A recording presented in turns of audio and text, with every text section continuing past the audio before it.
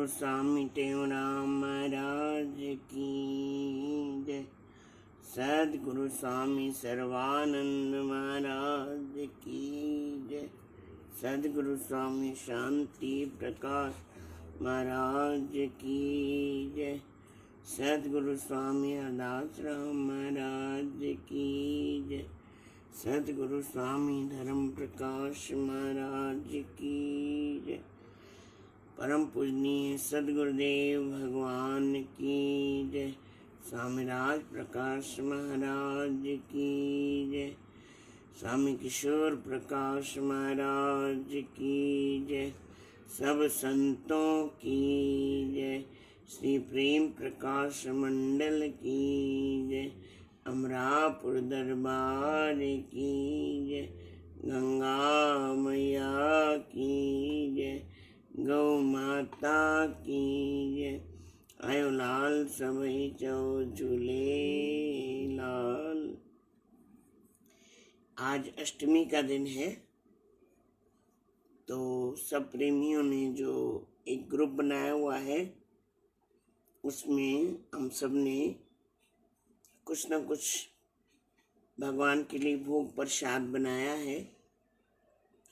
इसलिए बनाया है कि ये महामारी दूर हो और माता रानी प्रसन्न हो, गुरु महाराज और भगवान श्री प्रसन्न हो।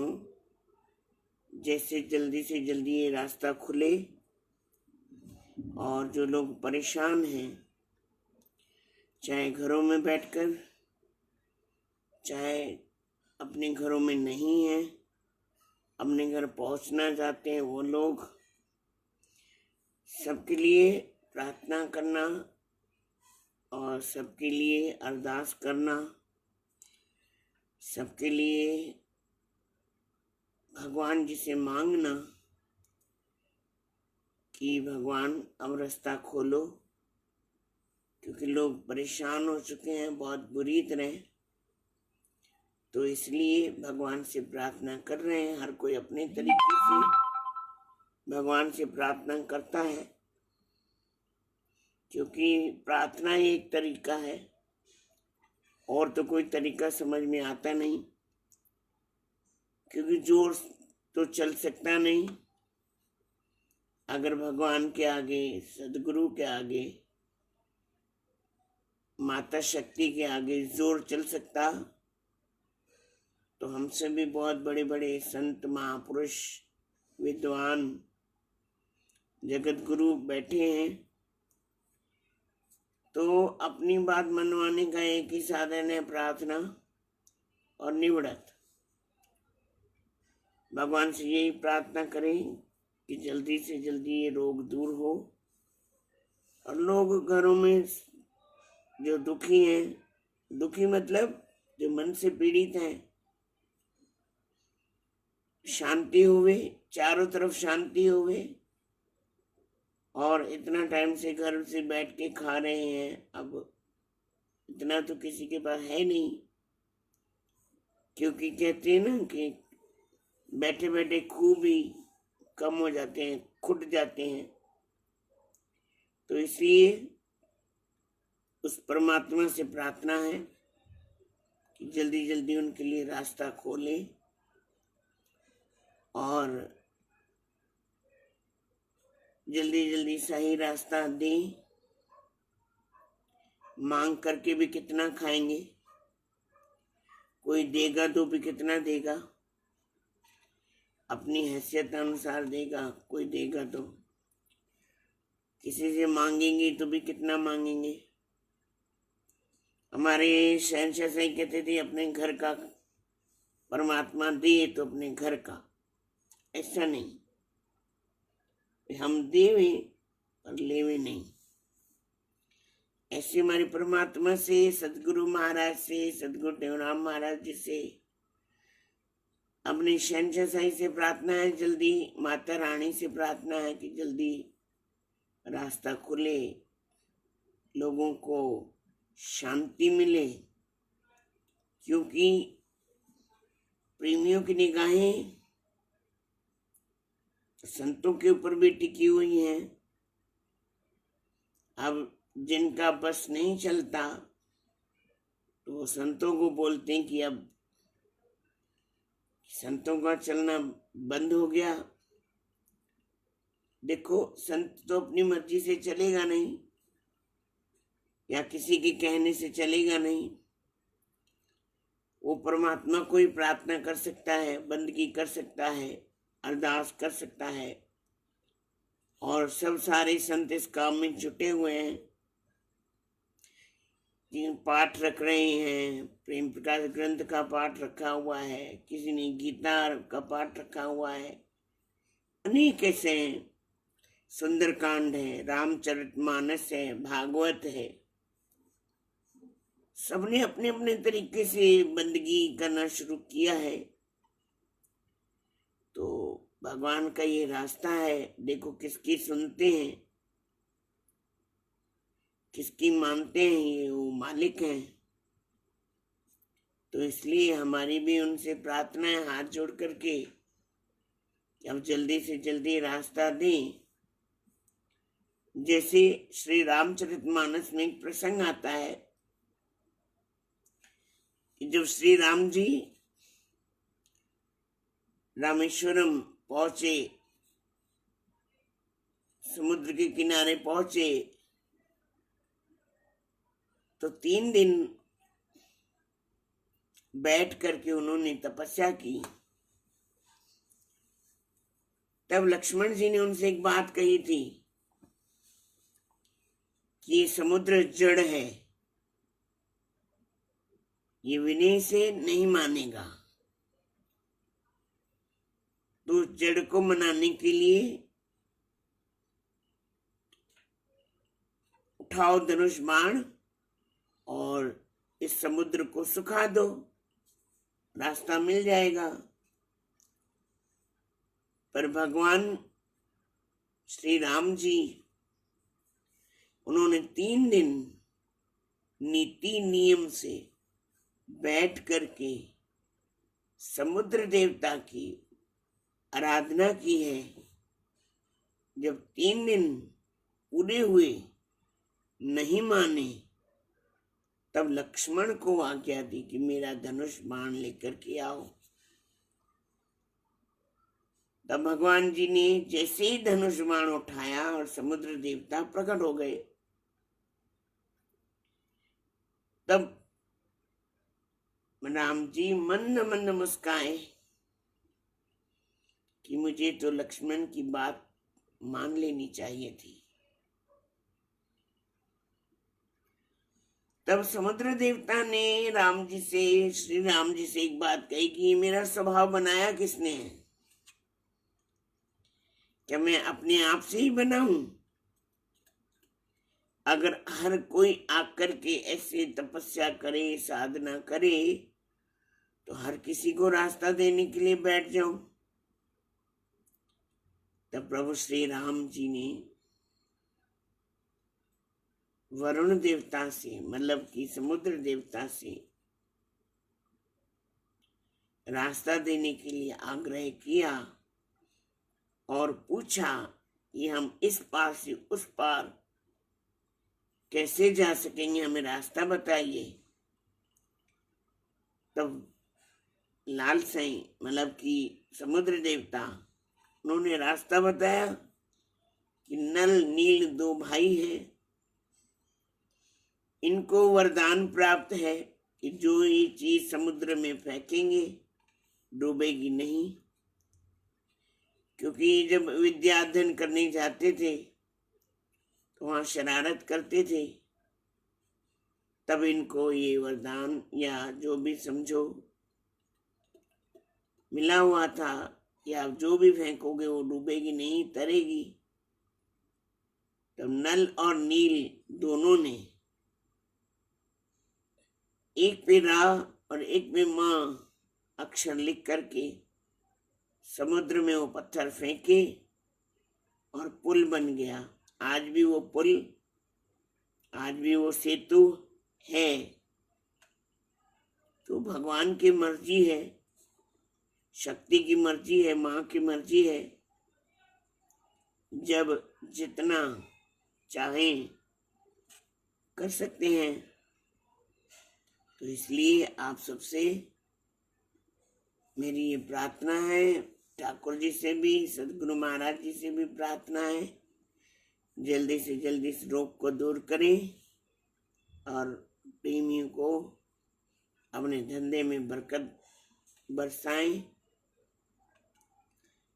और जो रोगी हैं उनको ठीक करें, ऐसी हमारी भावना है।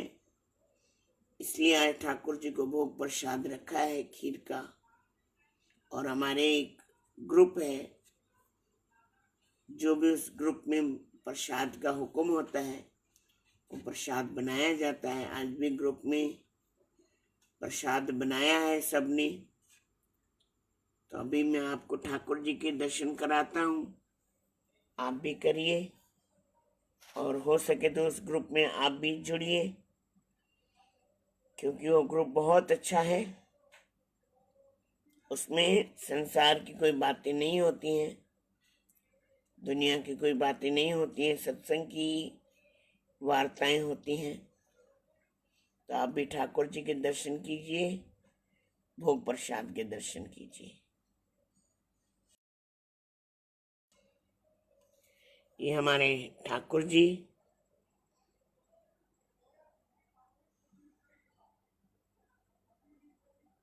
ये हमारे ठाकुर जी और हमारी राधा माता जी, ये द्वारिकाधीश, उनके पीछे हमारे शहंशाह साईं, इधर हमारे सदगुरु महाराज जी और इधर हमारे शहंशाह साईं। ये भोग प्रसाद सामने रखा है। ये शालिग्राम भगवान जी, ये मीरा जी, ये बाल स्वरूप ठाकुर जी पलंग पे विराजमान है, पंखा उनके पीछे है। आप पूरा दृश्य देखिए, ऐसे भी पूरा दृश्य देखिए, ठाकुर जी का दृश्य। आप भी जितना हो सके अपने घरों में भक्ति कीजिए, ठाकुर जी की वंदना कीजिए, क्योंकि एक ही रास्ता है, आरती कीजिए सदगुरु महाराज जी की। जिस घर में सदगुरु की आरती नहीं होती या जिस घर में भगवान की पूजा नहीं होती, वो घर घर नहीं है। हमारे बड़ों ने यही सिखाया है, अपने घरों में बड़ों की पूजा, माता पिता की पूजा और अपने ठाकुरों की पूजा जरूरी है। ये भी एक हमारा हिस्सा है। हम जब खाना खाते हैं तो भोग लगाते हैं, ये दिया प्रगटाया हुआ है, ये सब आप दर्शन कर रहे हैं। तो इसलिए हर घर में अपने अपने सदगुरु की आरती जरूर करें, उसी से ही बरकत आगे होगी, आपके धंधे में बरकत होगी और गुरु महाराज और आगे बढ़ाएंगे, दिन रात चौगुनी उन्नति करेंगे। यही हमारी भावना है कि आप आगे बढ़ें। तो इसलिए ये रास्ता आपको बताया जाता है। घर में आरती जरूर करें, सुबह या शाम दिया जलाएं, अगरबत्ती जलाएं, धूप जलाएं, जल का लोटा रखें, जैसे ये जल का लोटा है, ये वृंदावन की रज है, जरूर तिलक करें। पता नहीं हमारे ऐसे कौन से पाप हैं जिससे ये पाप कट जाते हैं। ऐसे थोड़े थोड़े धर्म कर्म कार्य करते रहेंगे, कभी न कभी तो उस परमात्मा को भी हम पर दया होगी। क्योंकि हमारे शहंशाह साईं कहते थे दरवाजा खटखटाते रहो, कभी न कभी तो वो दरवाजा खुलेगा। तो हम भी इसी कोशिश में लगे रहते हैं कि दरवाजा खुले। दरवाजा खटखटाते रहेंगे जब तक प्राण हैं, उन्हीं के हैं, उन्हीं के रहेंगे। इसलिए आप सबको भी हम ये बता रहे हैं कि आप अपने घरों में सदगुरु की आरती करना शुरू करें। चाहे कोई भी करे, माता करे, पिता करे, भाई करे, बहन करे, बहू करे, जो भी करे, करनी चाहिए।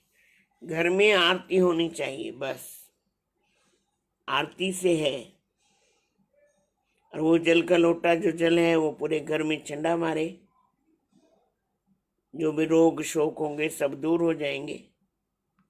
ऐसी हमारी परमात्मा से, सदगुरु महाराज से, ठाकुर जी से प्रार्थना है कि सबके धंधे में बरकत बढ़ाएं और इस रोग को, इस महामारी को जल्दी से जल्दी दूर बाहर फेंक दें कि फिर से नहीं आवे, किसी को रोग नहीं लगे, किसी को भी नहीं, किसी को भी नहीं, क्योंकि सब हमारे हैं। सब में एक ही ज्योत है, कोई अलग ज्योत नहीं है। सब में वही परमात्मा बसता है, कोई निंदे कोई मंदे नहीं, सब में वो परमात्मा का स्वरूप है। हम किसी को कम किसी को ज्यादा नहीं कह सकते, क्योंकि परमात्मा किस में किस रूप में है कोई नहीं जानता।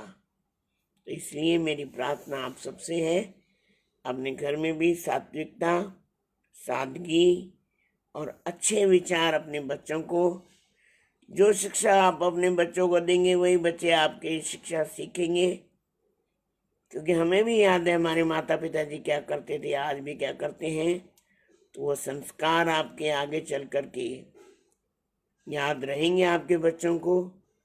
तो इसलिए संस्कार दीजिए। हमारे शहंशाह से कहते थे, संस्कार दीजिए, संस्कार ही आपका ये खजाना है, आपके बच्चों का खजाना है।